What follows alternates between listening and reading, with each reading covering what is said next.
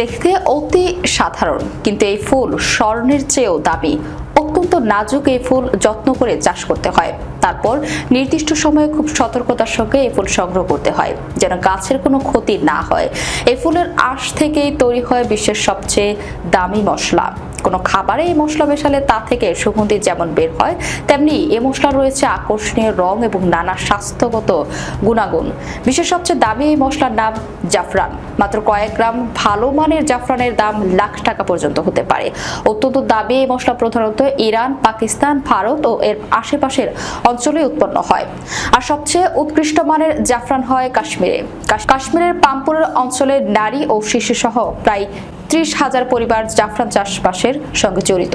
এখানে উৎপন্ন হওয়া জাফরানে অতিমাত্রায় ক্রোসিন থাকে। চিকিৎসার জন্য গুরুত্বপূর্ণ এই উপাদান বিশ্বের জন্য কোথাও উৎপন্ন হয় জাফরানের আর এত বেশি মাত্রায় থাকে না।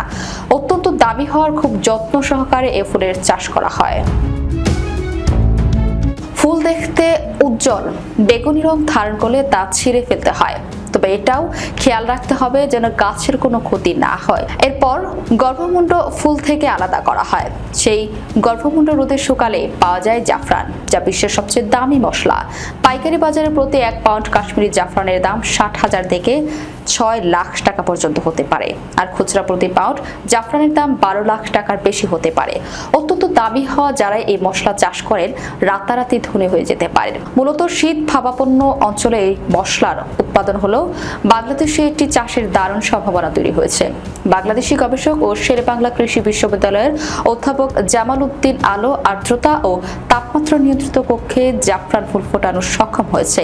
এই অধ্যাপকের ভাষ্য, উন্মুক্ত জায়গায় উপযুক্ত পরিবেশও জাফরান চাষ বেশ ব্যয়বহুল।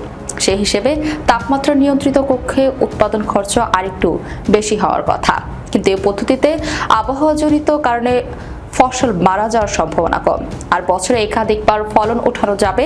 তাই এই গবেষক মনে করেন এর সঙ্গে বিশ্বব্যাপী জাফরানের বিপুল চাহিদা ও দামের বিষয়টা বিবেচনা নিয়ে উপযুক্ত পৃষ্ঠপোষকতা পাওয়ার সাপেক্ষে বাংলাদেশে এর লাভজনক বাণিজ্য উৎপাদন সম্ভব। নির্দিষ্ট প্রক্রিয়া অনুসরণ করে যে কেউ এটা চাষ করতে পারবেন। জাফরান সারা বিশ্বে রান্নায় ব্যবহারের জন্য বিখ্যাত। খাদ্য রসিকদের কাছে আলাদা কদর আছে। মুঘলদের রসই ঘর থেকে শুরু করে হালের তারকাখচিত হোটেলগুলোতেও জাফরানের বহুল ব্যবহার দেখা যায়।